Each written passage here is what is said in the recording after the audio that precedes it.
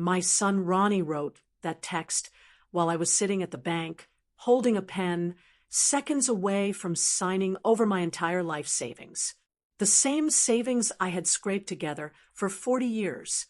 Every vacation I skipped, every dollar I saved, every sacrifice I made, it was all for that house that they secretly planned to lock me out of. I stared at the message on my phone. We don't need you anymore. I didn't cry. I didn't scream. I just took a deep breath. And for the first time in 8 months, I saw my son clearly. I felt something inside me click, like a heavy door slamming shut. It's funny how quickly a mother's love can turn into ice when she realizes she is nothing more than a checkbook. And as I looked at that pen in my hand, I knew exactly what I had to do. Where are you watching from today? Drop your location in the comments below and hit that like and subscribe button. Now, let me tell you how it happened. My son thinks he is smart. He thinks that because I am 68 and wear bifocals, I don't know how to use technology. He thinks that because I am his mother, my love is blind and my wallet is bottomless. But he forgot one thing. I raised him. I know when he is lying. And today, sitting in this cold bank office, I didn't just catch him in a lie. I caught him erasing me from his life. I am sitting in a leather chair that is too low for my bad hip, staring at a piece of paper on the mahogany desk. It is a wire transfer authorization form. The numbers are typed in bold black ink, $120,000. That number isn't just money to me. That is 40 years of packed lunches. That is 40 years of skipping vacations so we could put extra into the savings account. That is the life insurance check from when my husband, George, passed away last year. George worked himself into the ground for that money. He wanted me to be safe. He wanted me to be secure. And here I am, about to hand it all over to a bank I don't use for a house I won't own. The young man across the desk, Mr. Henderson, smiles at me. He has a nice face, clean-shaven, eager to please. I just need to get the branch manager to sign off on this amount. Mrs. Dent, he says, it's a large transaction, so we just have to double-check everything. I'll be right back. Take your time, I say. My voice sounds steady, but my hands are shaking in my lap. I look around the office. It's quiet. The air conditioning is humming. This is it, the final step. This money is the cash to close for my son Ronnie and his wife Sophia's new house. Their forever home, they call it. A big colonial with 4 bedrooms in a fancy neighborhood. Ronnie had come to me 6 months ago with tears in his eyes. Mom, we found it. It's perfect. It has a mother-in-law suite on the first floor. You won't have to do stairs anymore. You can live with us. We'll take care of you. Sophia had held my hand. We want you there, Stephanie. You shouldn't be alone in that old house. Think of the grandkids. They can run down the hall to see Grandma every morning. I believed them. I wanted to believe them. The loneliness since George died has been a heavy blanket I can't shake off. The idea of waking up to the sound of my grandchildren laughing, it was enough to make me sell George's vintage truck. It was enough to make me cash out my IRAs. It was enough to make me sit here today, stripping my bank account down to the bones. My phone buzzes on the edge of the desk. It vibrates loudly against the wood, startling me. I pick it up. It's a text from Ronnie. I adjust my glasses. I expect it to say, "Did you send it yet?" Or maybe, "Love you, Mom." I unlock the screen. The message is there, glowing in the blue light. But as I read it, the air leaves my lungs. I read it once. Then I wipe my glasses with the hem of my sweater and read it again. Don't worry, babe. Once the old hag wires the cash today, we're done. We don't need you anymore to pretend we like her. We'll change the locks the day we move in. I stare at the phone. The timestamp says 10:14 a.m. Babe. He calls Sophia. babe. He calls me mom. He sent this to the wrong person. He meant to text his wife, but he clicked my name instead. The world stops. The humming of the air conditioner fades away. All I can hear is the blood rushing in my ears. The old hag. That's me. We don't need you anymore. That's the truth. We'll change the locks the day we move in.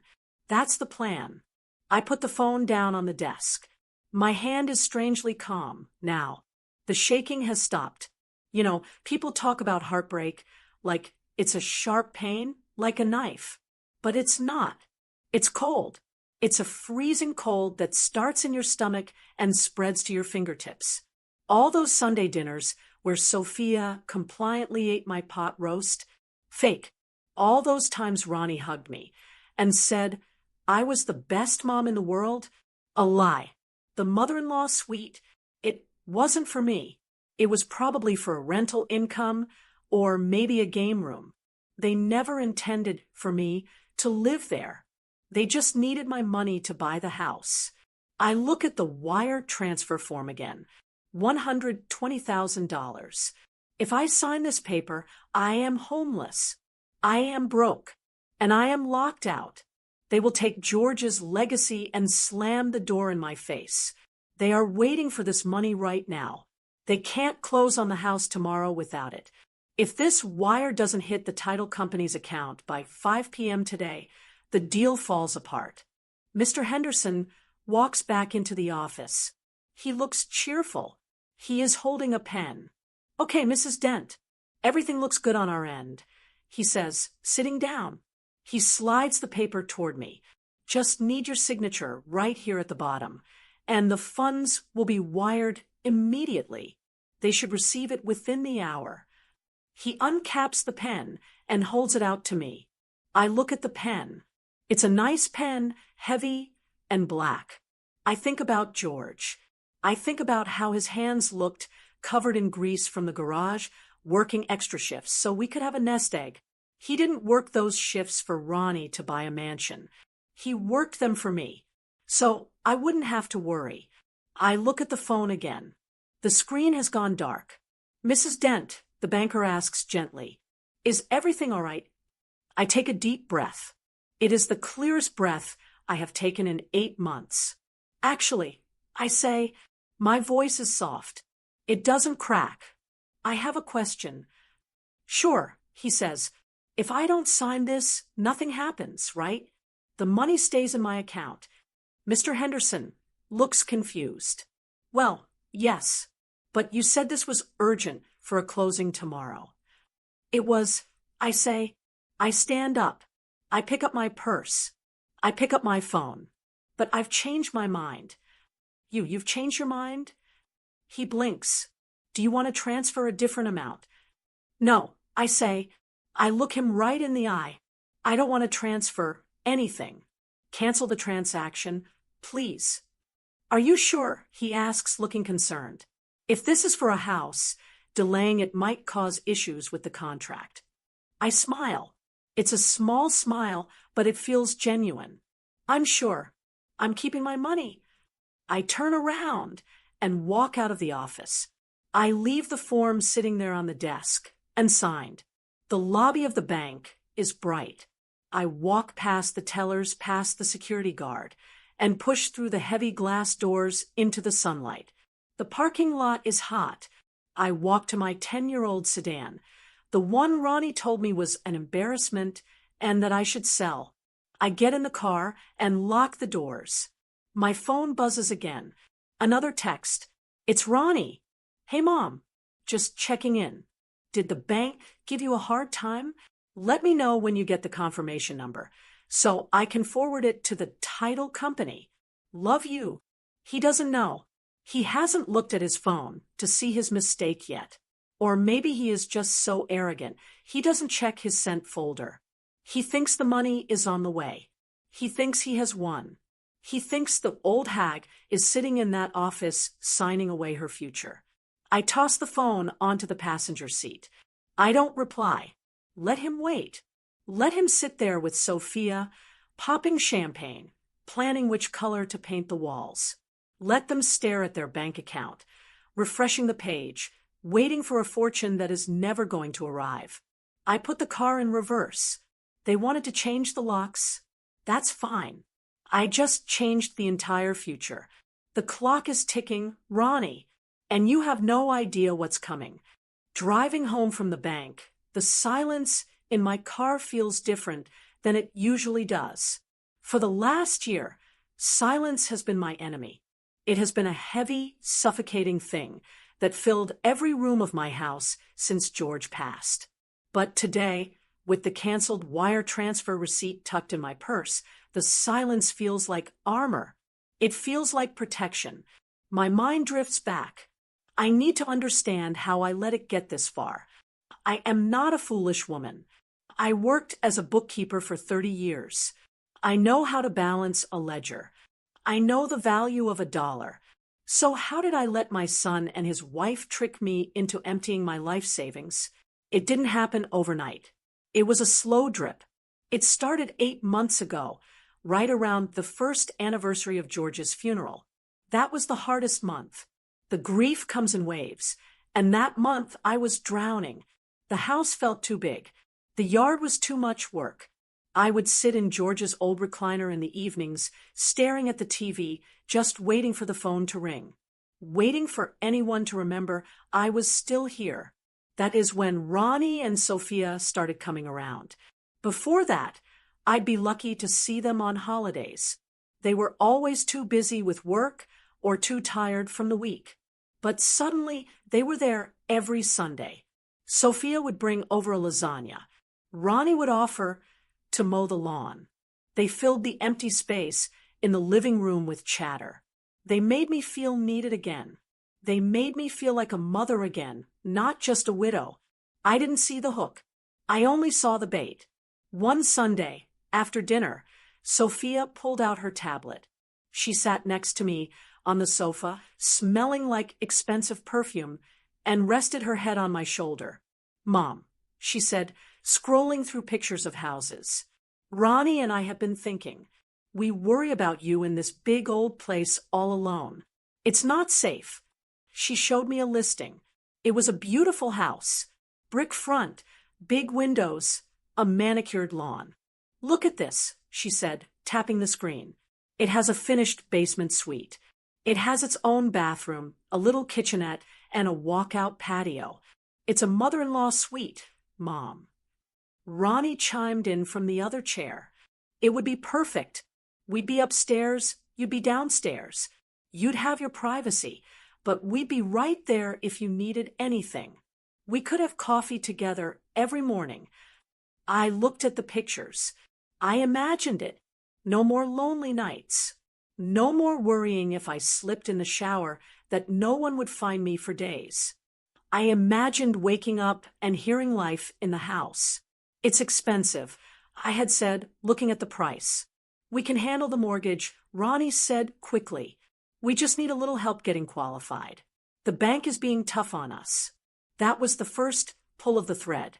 A week later, Ronnie came over with his head in his hands. He looked so stressed. He told me the bank wouldn't approve their pre-approval letter because their credit card utilization was too high. They had $12,000 in credit card debt from their wedding and a vacation they took to Mexico. "If we don't pay this off, Mom, we lose the interest rate lock," he said. "We'll lose the house. We'll lose the suite for you." I wrote the check. I told myself it was an investment in my future. I was buying my way out of loneliness, but it didn't stop there. 2 months later, it was the earnest money. Then it was the inspection fees. Then it was unexpected closing costs. Every time they came over, there was a new crisis. And every crisis had a price tag attached to it. I started digging deeper into my reserves. I stopped buying the good cuts of meat at the grocery store. I canceled my cable subscription. I told myself it was temporary. Once we were all in the big house together, expenses would be lower. The worst moment, the moment that should have woken me up, was the car. George had a 1967 Mustang. He bought it the year we got married. He spent every Saturday in the garage polishing that chrome. He loved that car more than anything, except maybe me. He told me once, "Stephanie, if anything happens to me, this car is your safety net. It's worth a fortune." 3 months ago, Ronnie told me the down payment requirements had changed. They needed another $40,000. I didn't have it in liquid cash without touching the main retirement fund, which carries heavy tax penalties. "Sell the Mustang," Ronnie said. I looked at him like he had slapped me. "That's your father's car." "Dad is gone, Mom," he said, his voice hard. "The car is just gathering dust. Do you want a pile of metal in the garage, or do you want a home with your family?" Sophia had squeezed my hand. "Think of the memories we'll make in the new house. George would want you to be happy, wouldn't he?" They used my dead husband against me. I sold it. I stood in the driveway and watched a stranger load George's pride and joy onto a trailer. I cried as it drove away. Ronnie didn't cry. He just checked his watch and asked when the check would clear. I gave them that money, and it still wasn't enough. Then came my health. I have been needing a dental implant for a year. My molar cracked, and it hurts to chew on the left side. The dentist told me it would cost $4,000. I had the appointment scheduled for last month. I canceled it. Ronnie called me the day before the appointment. They needed money for new appliances for the new house because the sellers were taking the old ones. "We can't move in without a fridge, Mom," he whined. So I ate soup. I chewed on the right side. I lived with the throbbing pain in my jaw because I thought I was helping my son build a life for us. I skipped my heart checkup too, the copay, and the tests were expensive. I told myself I'd go next year, once we were settled. I sacrificed my body. I sacrificed my history. I sacrificed my comfort. And for what? Driving down the highway. Now, the memory of that text message burns in my mind. Once the old hag wires the cash today, we're done. They didn't see a mother. They didn't see a grandmother. They saw a piggy bank. They saw a resource to be mined until it was empty, and then discarded. I remember Sophia looking at my old furniture last week. "We won't be bringing this into the new house, Mom," she said, wrinkling her nose. "It's too dated. We'll get you some nice IKEA stuff for the basement." I thought she was being stylish. Now, I know she just didn't want my trash in her mansion. She probably planned to dump it all in a skip the moment I signed the check. I gripped the steering wheel tighter. My knuckles are white. I gave up George's car for them. I ignored my own pain for them. I sat in this car alone, driving to the bank, ready to give them the last thing I had in the world. Well, the bank is closed now. The wire is canceled. I am pulling into my driveway. My house looks small. The paint is peeling a little on the porch. The grass is getting long because Ronnie hasn't mowed it in weeks. He's been too busy preparing for the move. But as I look at it, I don't see a lonely old house anymore. I see a fortress. I see the place where I am safe. I park the car. I look at my phone. No new texts. They are still celebrating. They are probably picking out curtains. I walk up the steps to my front door. I put my key in the lock. It turns smoothly. We'll change the locks the day we move in. No, you won't, because you're never getting in. I am sitting at my kitchen table with a cup of tea that has gone cold. My phone is silent on the placemat in front of me. I know I should feel anxious. I know I should feel terrified that I just blew up a $500,000 real estate deal. But mostly, I just feel like a fool. Now that the checkbook is closed, my eyes are wide open.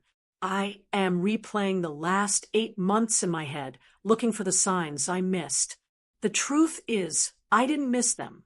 I ignored them. I swept them under the rug because I wanted so badly to be part of the family. I think about Sophia. My daughter-in-law is a beautiful woman. She has perfect hair, perfect teeth, and a smile that turns on like a light switch when she wants something. but the moment she gets it, the light goes off. I remember a Tuesday afternoon last month. I had gone over to their apartment to watch the grandkids, Leo and Mia, so Sophia could go to a yoga class. I was happy to do it. I love those kids more than breath itself. When Sophia came home, she walked in the door and didn't even say hello.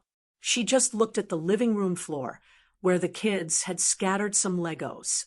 God, it's a mess in here, she sighed, dropping her yoga mat. She didn't look at me.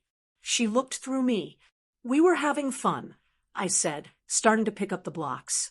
I was just about to tidy up. Leave it, she snapped.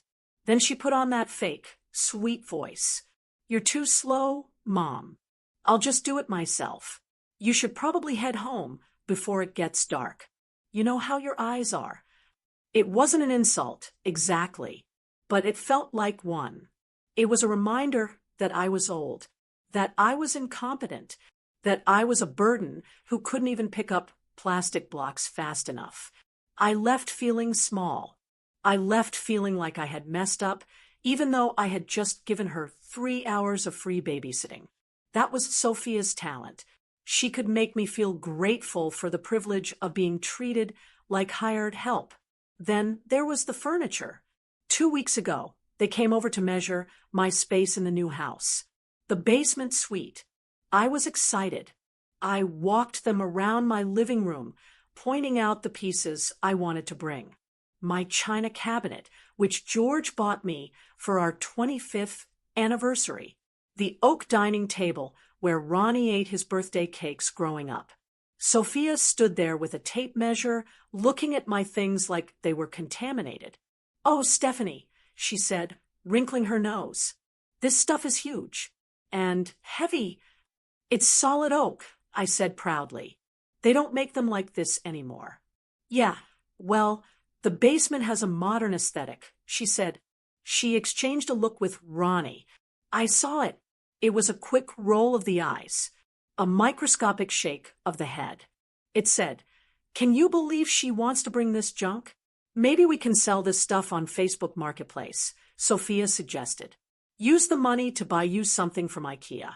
Something white. Clean lines. We don't want the new house smelling like dust." She meant it to sound helpful, but I heard what she really meant. She didn't want my history. She didn't want my memories. She wanted a clean, white, sterile box for me to live in, hidden away in the basement where my old person smell wouldn't offend her guests. I swallowed my pride. I told her, maybe you're right. Maybe it's time for a change. I agreed to sell my husband's anniversary gift because I was afraid that if I said no, the offer to live with them would disappear. But the worst weapon she had wasn't her tongue. It was the grandchildren. Sophia knew that Leo and Mia were my weakness. She knew I would walk through fire to make sure those kids were happy. And she used them like currency. Every time I hesitated about money, the conversation turned to the kids' future. This neighborhood is the only one with the top-rated elementary school, she told me when they first showed me the house listing. If we stay in this apartment, Leo has to go to the district school. Do you know the test scores there, Mom? They are awful. Do you want Leo to fall behind? Of course not, I said. And safety, she added, her eyes wide. The crime rate is rising here. I just want the kids to be safe. Don't you want them to have a backyard where they can run without stepping on broken glass? It was emotional blackmail, plain and simple. We just want the best for the grandkids, Mom, she would say. We're doing this for them, not for us. If I said I couldn't afford something, I wasn't saying no to a house. I was saying no to my grandson's education. I was saying no to my granddaughter's safety. She twisted it so that keeping my own savings made me a bad grandmother. That's how she got the extra $10,000 last week. I had already given the down payment. I had already sold the car. I thought I was tapped out. Then Ronnie called me. It was 8 p.m. I could hear Sophia crying in the background. Loud, theatrical sobs. Mom, "We have a problem," Ronnie said. His voice was tight. The underwriter came back. "They need to see more cash reserves. They think because I'm self-employed, the income is too risky. They need to see another 10 grand in the account by tomorrow morning, or they deny the loan." "Ronnie, I don't have it." I told him. "I'm down to the insurance money. That's for the closing." "We know, Mom." Sophia yelled from the background. "We know. But if we don't fix this, we lose the house. We lose the school district. I can't send Mia to that other school. I won't do it." Her panic was infectious. My heart started racing. I imagined my little granddaughter sitting in a classroom, scared, falling behind. "It's just reserves, Mom," Ronnie said, lowering his voice. "We don't spend it. It just has to sit in the account to show the bank we have a buffer. Once we close, we can give it back." "You promise?" I asked. "I swear on my life," he said. "It's just for show. Buying family unity, Mom. That's all we are doing." I went to the bank the next morning. I moved $10,000 from my rainy day fund, money I was saving for a new roof for my house, and wired it to them. I never saw a receipt. I never saw a bank statement proving the underwriter asked for it. For all I know, they used it to pay for movers, or new furniture, or a vacation. I bought their unity. I paid for their peace of mind. And how did they repay me? With a text message calling me an old hag. I look at the empty chair across the table. I can almost see Sophia sitting there, sipping my coffee, telling me how much she loves me while calculating how much more she can squeeze out of me before I die. She thought I was a senile old woman who would do anything to be included. She thought she could insult my furniture, dismiss my help, and threaten my access to my grandchildren, and I would just keep writing checks. She underestimated me. She forgot that before I was a grandmother, I was a mother. And before I was a mother, I was a woman who navigated life without a safety net. I survived heartbreaks before she was even born. I pick up my teacup and walk to the sink. I pour the cold tea down the drain. "You wanted a reserve fund, Sophia? You wanted to secure your future? Well, I hope you saved that $10,000, because you're going to need it for a deposit on a rental apartment when this deal crashes and burns. The red flags aren't warnings anymore. They are the fire that is going to burn your plans to the ground." It is 4 o'clock in the afternoon. The house is quiet. Usually at this time of day, I would be frantic. I would be packing boxes. I would be wrapping my dishes in newspaper, worrying if I had enough tape, worrying if the movers would show up on time, worrying if I had packed the kettle in the right box so I could make tea the moment we arrived at the new house. But today, there are no boxes. My china is sitting safely in the cabinet. My clothes are hanging in the closet. The only thing I am holding is a ham sandwich. I take a bite, chewing slowly. It tastes better than any meal I have had in months. It tastes like freedom. My phone is sitting on the counter. I have been waiting for it to ring. I know the timeline. I worked in bookkeeping. I know that wire transfers have cut-off times. I know that right about now, the title company is checking their escrow account for the third time, wondering where the money is. And right on cue, the phone buzzes. It's Ronnie. I wipe a crumb from my lip and clear my throat. I don't answer on the first ring. I let it ring 3 times. I want him to sweat. I want him to wonder, just for a second, if something is wrong. I slide the button to answer. "Hello, Mom." Ronnie's voice is loud. He sounds breathless, like he's been running. "Mom, are you there?" "I'm here, Ronnie." "Why are you shouting?" "I'm not shouting. Look, I just got off the phone with the title officer. They said the wire hasn't hit yet. The account is showing 0. I lean back against the kitchen counter. I can hear the stress in his voice.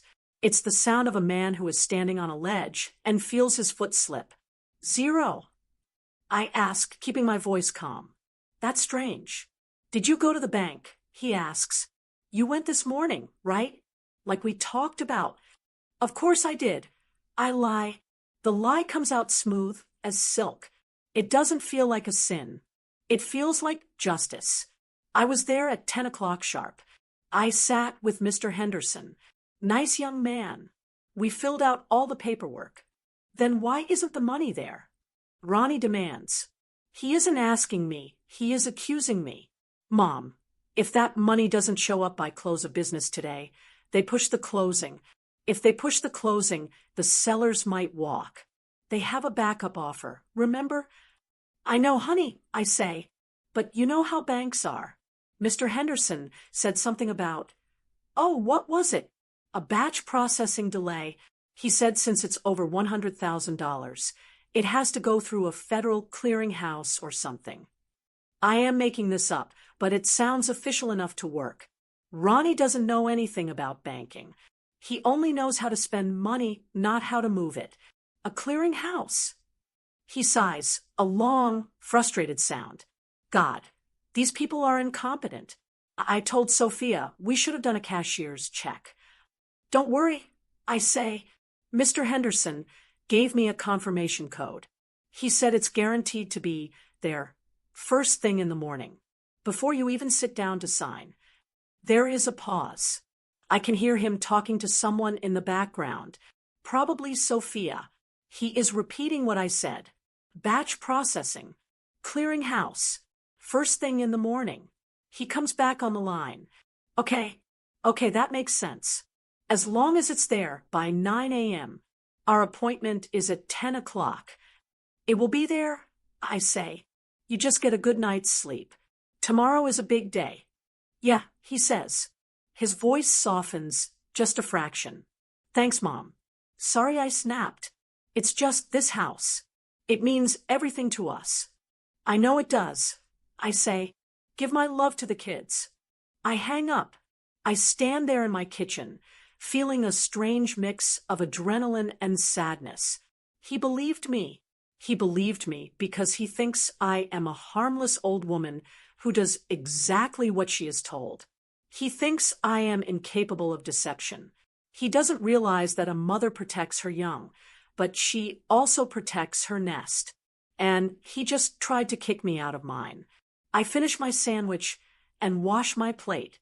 I decide to make myself a fresh pot of tea. As the water boils, I sit down in my recliner and open my iPad.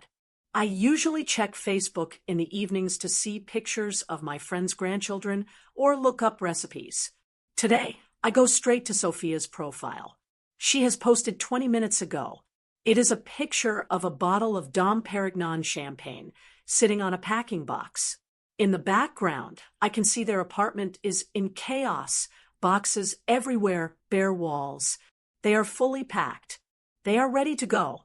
The caption reads, so incredibly blessed. Tomorrow we close on our forever home. It's been a long road, but hard work really pays off. Can't wait to raise my babies in a mansion. Hashtag new beginnings, hashtag hard work, hashtag dream home. I stare at the words. Hard work. Whose hard work, Sophia? Was it hard work when you sat on my sofa and criticized my furniture? Was it hard work when you manipulated me into selling George's Mustang? Was it hard work when you typed out that text message calling me an old hag? She didn't mention me. She didn't thank her mother-in-law, who drained her life savings to make this happen. She took the credit. She claimed the victory. Hard work pays off. I whisper to the empty room.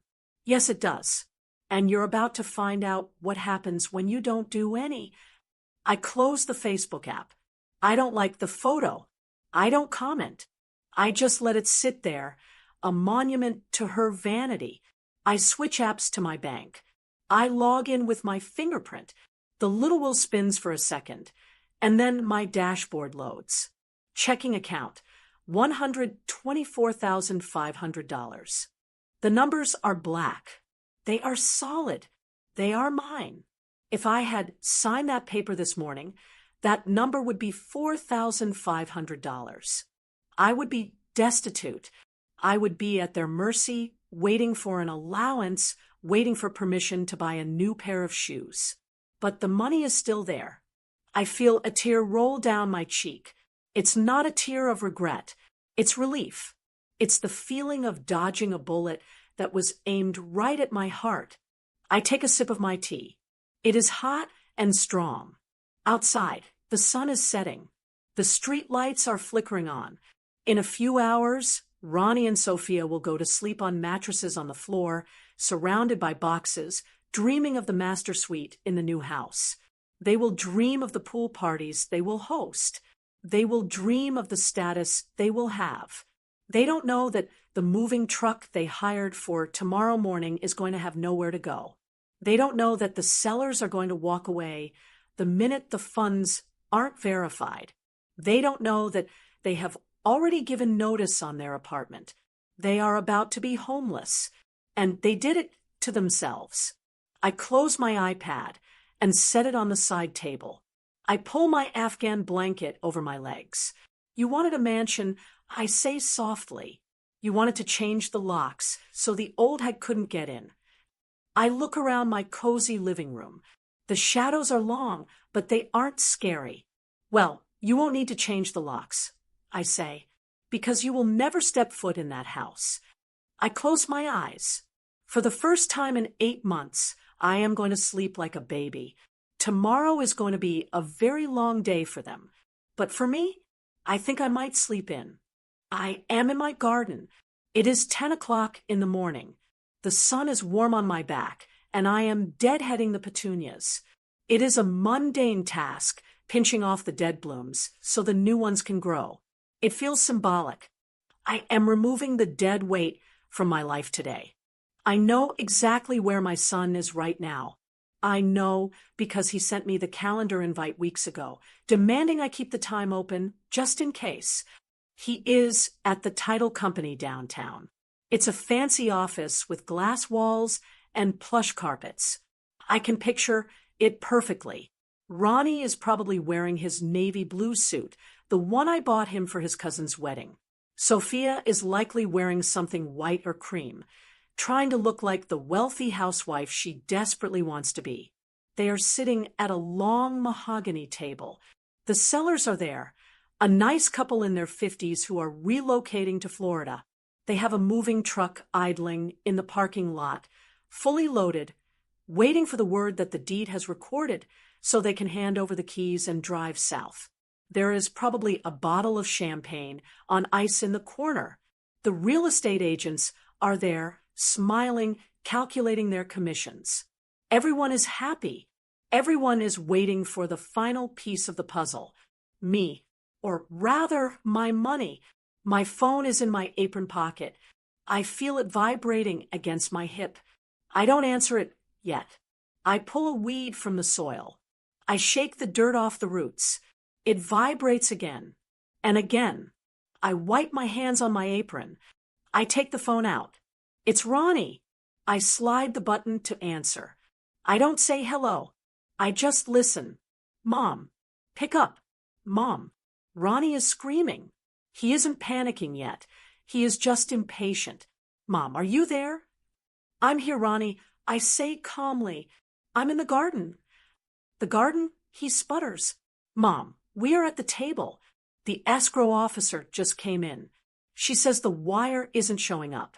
She says the account is empty. I can hear the echo in the room. He has me on speakerphone. Good. I wanted an audience. Is that so? I ask. Yes, that's so.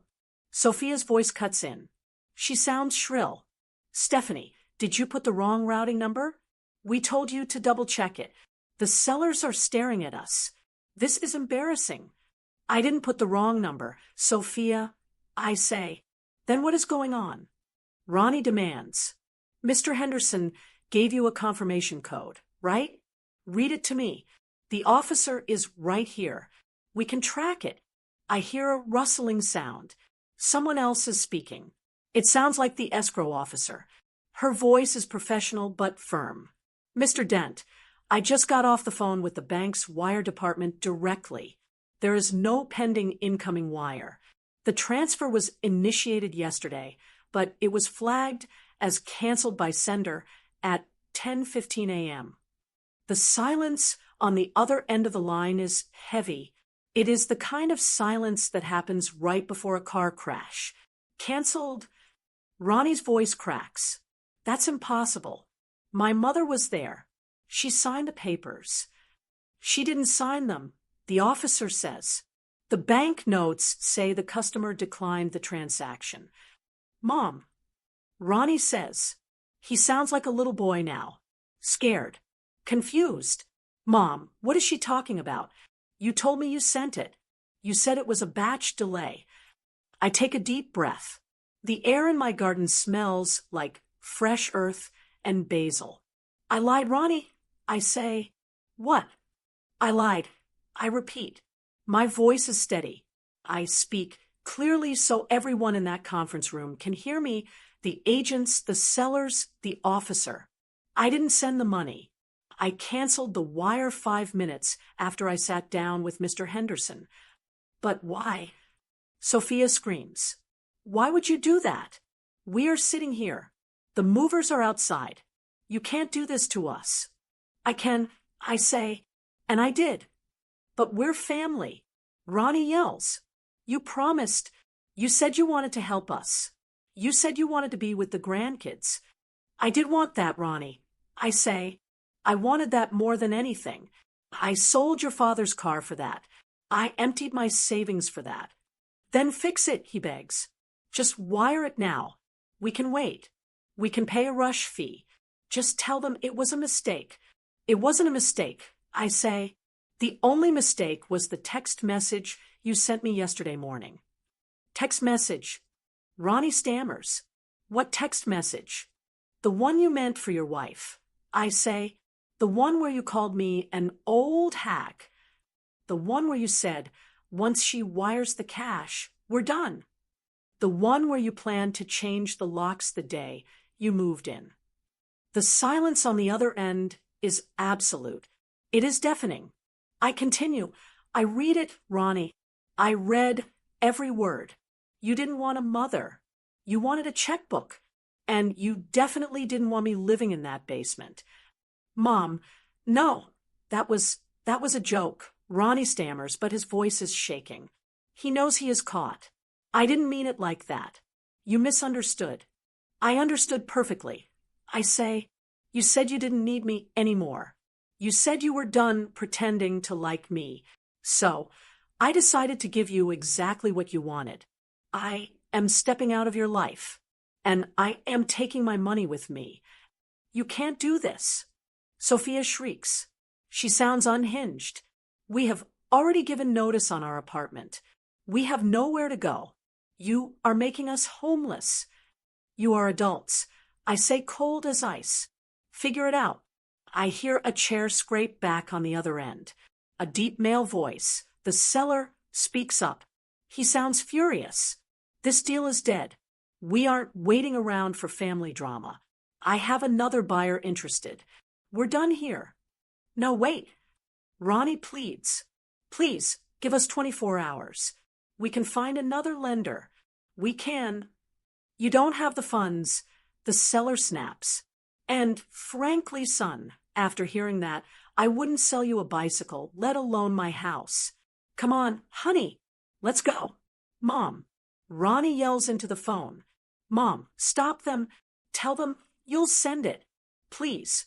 I'll lose everything. You already lost it, Ronnie. I say, you lost it the moment you press send. I look down at the petunias. They look beautiful in the sunlight. Goodbye, Ronnie. I say, Mom. I hang up the phone. I stand there for a moment, holding the device in my hand. My heart is beating a little fast, but not from fear. From power. For months, I felt helpless. I felt like I was being dragged along by a current I couldn't control. But now, I am standing on dry land. I imagine the scene in that office, right now. The sellers walking out. The real estate agent looking at Ronnie with disgust, because nobody likes a man who scams his own mother. Sophia probably crying, not because she is sorry, but because her dream of being a rich housewife just evaporated. And Ronnie staring at his phone, realizing that the old hag just outsmarted him. I put the phone back in my pocket. I pick up my gardening shears. There are still a few weeds left in the flower bed. I intend to pull them all out, root and stem. My garden is going to be beautiful this year. And for the first time in a long time, it's going to be mine. All mine. I put the phone in my pocket and walked back into the kitchen. My hands were steady, but my heart was thumping a slow, heavy rhythm against my ribs. It wasn't fear. It was the adrenaline of finally standing up for myself. I looked at the clock on the microwave. It was 10:15 a.m. It takes exactly 20 minutes to drive from the downtown title company to my house if the traffic is light. I knew I had 20 minutes of peace left before the storm arrived. I didn't spend it pacing. I didn't spend it crying. I spent it securing my fortress. I walked to the front door and turned the deadbolt. I checked the back door. I made sure the windows were latched. I felt like a captain preparing a ship for a hurricane. I was locking them out, but I was also locking my new life in. I sat down in my living room, picked up my knitting, and waited. I didn't have to wait long. At 10:38 a.m., I heard the screech of tires. It wasn't a normal arrival. It was the sound of a vehicle being driven by rage. I picked up my phone and opened the Ring app. I didn't want to look through the window. I didn't want them to see me peeking through the curtains like a frightened old lady. I wanted to watch them from the safety of my screen. On the video feed, I saw Ronnie's SUV swerve into my driveway, nearly taking out my mailbox. The doors flew open before the car even fully stopped. I watched my son step out. He looked like a man who had been punched in the stomach. His tie was loosened, his hair was a mess, and his face was pale. But it was Sophia who caught my attention. The perfect wife, the woman who always spoke in that sugary sweet voice, was gone. In her place was a woman possessed. She slammed the passenger door so hard I heard it through the walls of my house. She didn't wait to get to the porch. She started screaming right there in the driveway. "You idiot!" she shrieked, pointing a manicured finger at Ronnie's face. "You absolute, incompetent idiot! How could you be so stupid?" "Sophia, please," Ronnie pleaded, trying to grab her arm. "Keep your voice down. The neighbors." "I don't care about the neighbors," she yelled, slapping his hand away. "I care about the $10,000. Ronnie, we just lost the earnest money. That deposit is gone. You understand? That was our credit card money." I watched on the screen, feeling a cold sense of satisfaction. So, the deposit was non-refundable. I knew the contract terms usually said that if the buyer defaulted, the seller kept the deposit. They had just paid $10,000 for the privilege of insulting me. "We can fix this," Ronnie stammered. "I just need to talk to her. She's my mother. She'll listen. She hates you." Sophia screamed. "She hates us. And it's your fault. If you had just checked the contact name. God, I can't believe I married someone so useless." There it was. The crack in the foundation. For months, they had presented this image of a perfect, united team. They held hands. They finished each other's sentences. They smiled for the Facebook photos. But the moment the money stopped flowing, the love stopped flowing too. Their marriage wasn't built on partnership. It was built on transactions. And now that the transaction had failed, Sophia looked at my son with pure disgust. They marched up the walkway. Bam, bam, bam. The pounding on my front door shook the picture frames on the wall. "Mom," Ronnie yelled. "Mom, open the door. We know you're in there. Your car is in the driveway." "Stephanie," Sophia shouted. She didn't call me Mom anymore. Open this door right now. You owe us an explanation. I sat perfectly still in my armchair. I tapped the microphone button on the Ring app on my phone. I don't owe you anything, I said into the phone. My voice came out of the little speaker on the doorbell outside. It was crisp and clear. They both jumped. They looked around, confused, before realizing I was speaking through the camera. Ronnie leaned his face close to the lens. On my screen, his face was distorted, his eyes wide and desperate. "Mom, please," he begged. "You have to let us in. We can explain." The text, it was a joke. It was just a stupid joke between me and Sophia. We didn't mean it.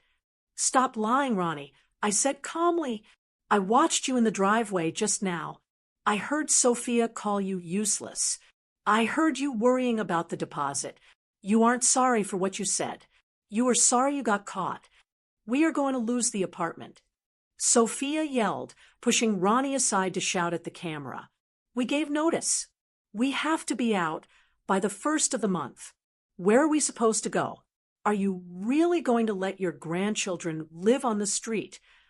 "You won't live on the street," I said. "You have jobs. You have that expensive SUV in my driveway. You can find a rental. You just can't afford a mansion." "This is insane." Sophia hit the door with the flat of her hand. "You are being vindictive. You promised us that money. We have a verbal contract." "I promised to help family," I said, "but you made it very clear that I am not family. I am an old hag. I am a tool to be used and discarded. Well, the tool is broken, Sophia. It doesn't work anymore. Mom, open the door." Ronnie slammed his shoulder against the wood.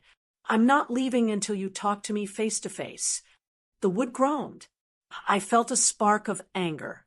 This was my home, my sanctuary, George, and I bought this house 40 years ago. We paid off the mortgage with sweat and sacrifice. And now, this ungrateful boy was trying to break it down because he felt entitled to the equity George left behind. "Ronnie," I said, my voice dropping an octave, "listen to me very carefully." He stopped banging. He panted, leaning his forehead against the door. "What? Just let us in." "I am an old woman living alone," I said, "and there are 2 angry people banging on my door, trying to force their way in. I feel threatened." "Threatened?" Ronnie scoffed. "I'm your son. You are a trespasser." I corrected him. "I am asking you to leave my property. Right now." "Or what?" Sophia sneered. "You're going to come out here and chase us off with your cane?" "No," I said. "I have already dialed 911 on my landline. My finger is hovering over the call button. If you are not off my porch in 30 seconds, I am pressing it. And I will tell the police that there is a domestic disturbance, and I fear for my safety." "You wouldn't," Ronnie whispered. "Try me," I said. "You tested me yesterday, and look what happened. Do you really want to test me again today?" Silence hung in the air. The only sound was the wind chimes on the porch and Ronnie's heavy breathing. They looked at each other. Sophia looked at the camera, her eyes filled with venom. She knew I wasn't bluffing. She had seen the wire transfer get canceled. She knew the old hag had teeth. "Let's go," Sophia hissed at Ronnie. "She's crazy. She's actually crazy."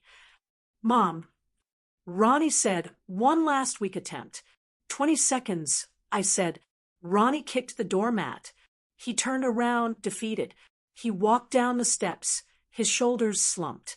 He looked like a child who had been sent to his room, but older, sadder, and broken. Sophia didn't go quietly. She turned back one last time. "You'll die alone in this house, Stephanie," she screamed at the camera. "And nobody will care. Remember that." "I'd rather die alone," I replied, though I knew she couldn't hear me anymore because I had released the button, "than live with snakes." I watched them get back into the car.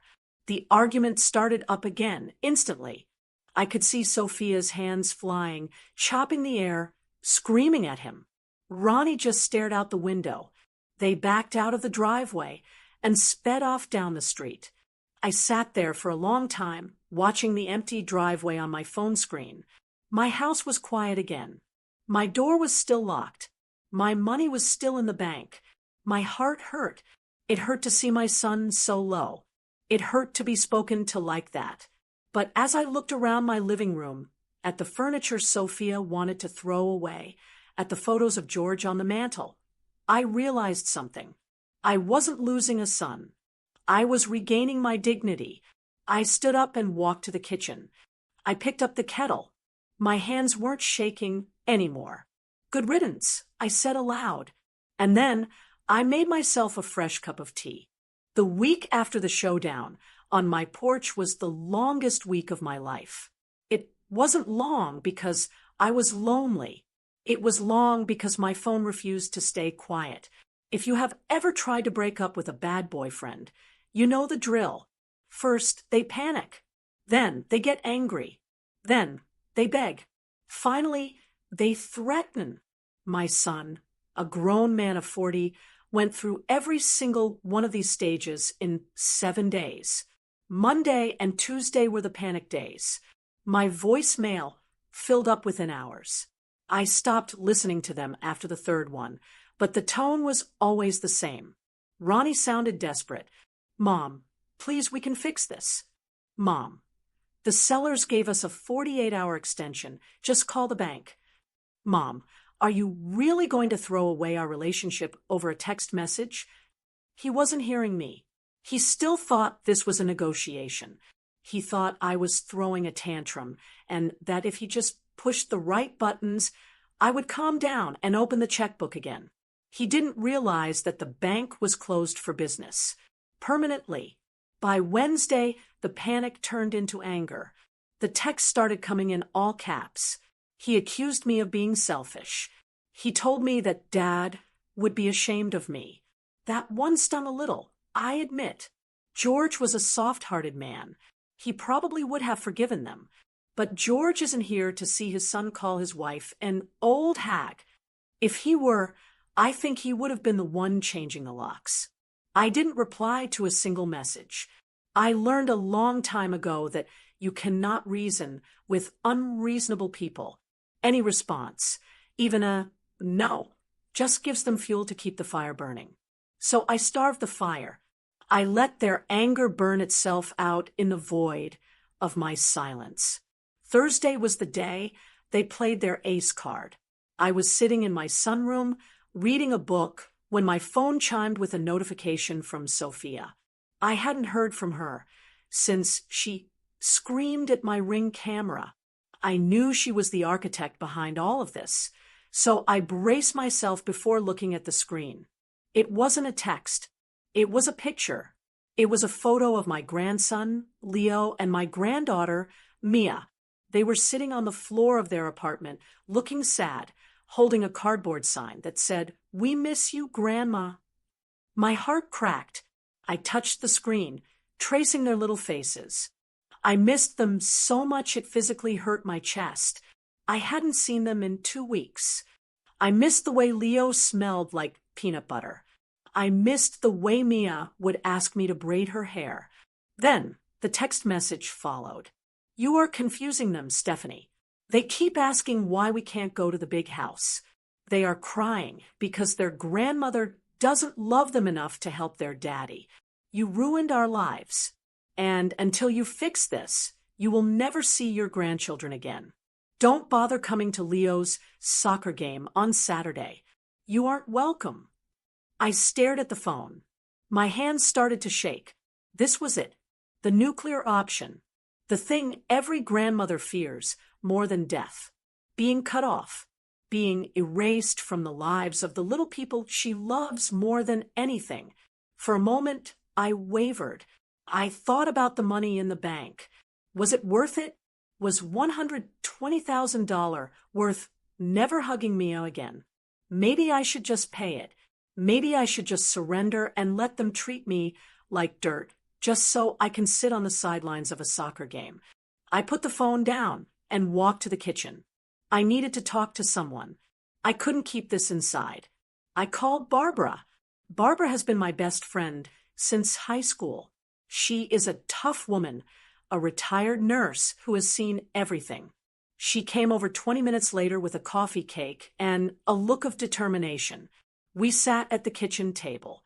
I showed her the text. I showed her the picture of the kids. I feel like a monster, Barb, I whispered. Maybe I'm being too hard on them.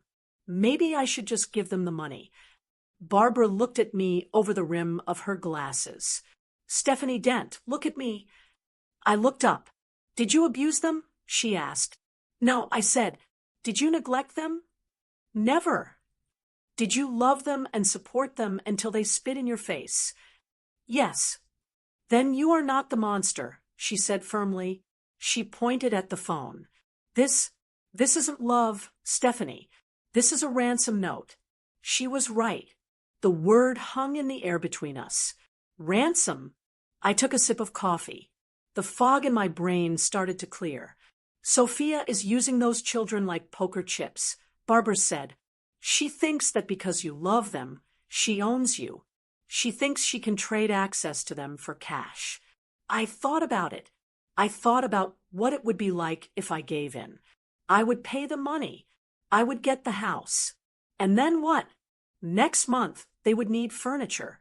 If I said no, they would threaten to keep the kids away again. Next year, they would need a new car. If I said no, no Christmas visit. It would never end. I would spend the rest of my life paying for the privilege of seeing my own family. I sat up straighter. I felt a steel rod stiffen in my spine. You're right, I said. I picked up my pen and opened my journal, which was sitting on the table. I wrote down the sentence that had just formed in my mind, so I would never, ever forget it. If I have to be abused to see my grandchildren, then they aren't family, they are hostages. And I don't negotiate with terrorists. It broke my heart to write it. It broke my heart to admit that my son and his wife had become terrorists in my life. But admitting the truth is the first step to healing. I'm not going to the soccer game. I told Barbara, and I'm not replying to the text. Good, Barbara said. Now, what's the next step? The next step, I said, closing the journal, is making sure they can never hurt me again. Friday morning, I put on my best suit. I drove downtown, but not to the bank. I drove to the law offices of Jonathan Miller. Jonathan had been George's lawyer for 30 years. He was a good man with white hair and a kind smile. He welcomed me into his office and offered me a peppermint. Stephanie, it's good to see you, he said, though you sound serious on the phone. What can I do for you? I need to update my will, Jonathan, I said, sitting down in the leather chair. Okay, he said, pulling out a yellow legal pad. Just some minor changes? No, I said, major changes. I took a deep breath. I want to remove Ronnie as my beneficiary. Completely. I want to disinherit him. Jonathan stopped writing. He looked up, his eyebrows raised. Stephanie, that's a big step. Are you sure? In most states, you have to be very specific if you want to leave a child nothing. Otherwise, they can contest it and say you simply forgot them. I didn't forget him. I said, I want it stated clearly. I leave nothing to my son, Ronald Dent, for reasons known to him. Is that specific enough? Jonathan nodded slowly. That works. And the assets, the house, the savings, the insurance money, where does it go? I want to set up a trust for the grandchildren, I said, for their education. But Ronnie and Sophia cannot touch a dime of it. I want an independent trustee, maybe the bank. If the kids need college money when they are 18, they get it, but not a penny goes to their parents. Done, Jonathan said, scribbling furiously. And one more thing, I added. I need to change my medical power of attorney. This was the part that kept me up at night. Currently, if I had a stroke or ended up in a coma, Ronnie was the one who would make the decisions. He was my next of kin. After this week, the thought of Ronnie standing over my hospital bed, deciding whether to pull the plug, terrified me. He might pull it just to get his hands on the estate quicker. I want to appoint my niece, Sarah, as my medical proxy. I said, she's a nurse in Ohio. She has a good head on her shoulders. And she doesn't owe anyone money. Jonathan typed everything up. He printed the documents. The pages were warm when he handed them to me. I signed my name, Stephanie Dent. With each stroke of the pen, I felt lighter. I was cutting the cords. I was taking away their power.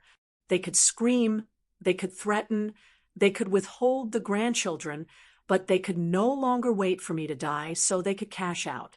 When I walked out of Jonathan's office, the sun was shining. I checked my phone. There were 3 new texts from Sophia, probably nasty ones. I didn't read them. I went to the settings menu. I found Ronnie's number. Block contact. I found Sophia's number. Block contact. The silence that followed wasn't lonely. It was peaceful. I got in my car.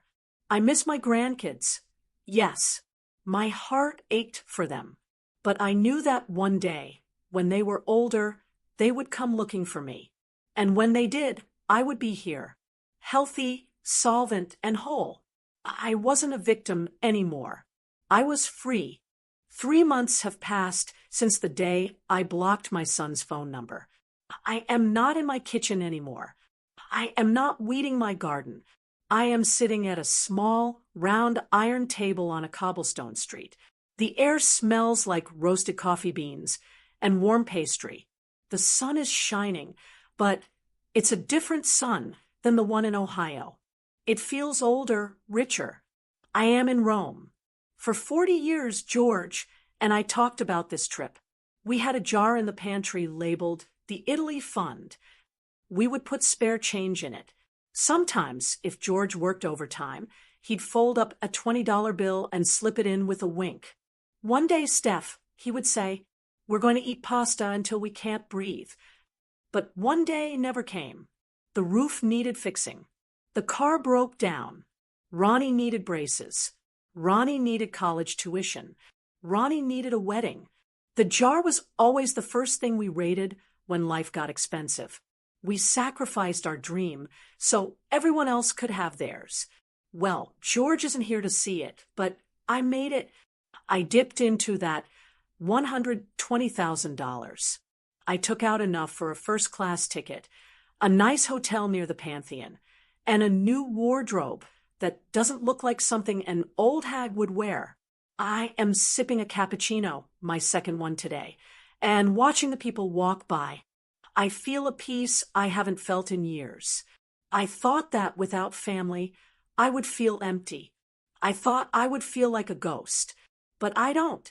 I feel solid. I feel like I finally belong to myself. I still hear news from back home. Of course. A mother's radar never really turns off, and small towns talk. My friend Barbara keeps me updated, even though I tell her I don't want to know. Apparently, the fallout was just as bad as I predicted. Ronnie and Sophia didn't just lose the house. They lost their momentum. They had already given notice on their luxury apartment because they were so sure the closing was a done deal. When the sale collapsed, the landlord had already leased their unit to someone else. They had to be out by the 1st of the month. They scrambled. They tried to find a place quickly, but without my money to pad their bank accounts, their credit scores dragged them down. They couldn't afford the lifestyle they were trying to project. They ended up in a small 2-bedroom apartment on the south side of town, near the highway. It's noisy there. The appliances are old. There is no granite countertop and certainly no mother-in-law suite. The stress broke them. Barbara told me that Sophia went to stay with her sister for 2 weeks. She told people she needed space. I know what that means. It means she blamed Ronnie for failing to secure the bag. It means their marriage, which was glued together by greed, started to fall apart as soon as the money dried up. They are back together now. I hear misery loves company. They are living in that cramped apartment, probably arguing over bills, probably blaming me for everything. Let them blame me. I used to think that was my job, to absorb their problems, to fix their mistakes, to be the cushion that softened their falls. I thought that was what a good mother did. But sitting here in the eternal city, watching a group of pigeons fight over a crumb of bread, I realized the truth. I wasn't helping them. I was crippling them. As long as I was their safety net, they never had to learn how to fly. Now, they have to stand on their own 2 feet. It will be hard for them. They will struggle. But that is their journey, not mine. I finish my coffee. I have a tour of the Vatican booked for this afternoon. Tomorrow, I am taking a train to Florence. I am going to see the statue of David. I am going to drink wine in a vineyard. I touch the locket around my neck. It has a picture of George inside. We made it, honey, I whisper. I look at the empty chair across from me. I don't see Ronnie there. I don't see Sophia. I don't see the judgment, the demands, or the manipulation. I see open space. I see room for new friends, new experiences, and a new chapter. I pick up my purse, a nice Italian leather one I bought yesterday. I leave a generous tip on the table for the waiter because I can afford it and because kindness is free. I stand up and adjust my sunglasses. They sent that text message, thinking it would be the end of me. They thought that by telling me I was useless, I would crumble. They thought the fear of being alone would bring me to my knees. But they were wrong.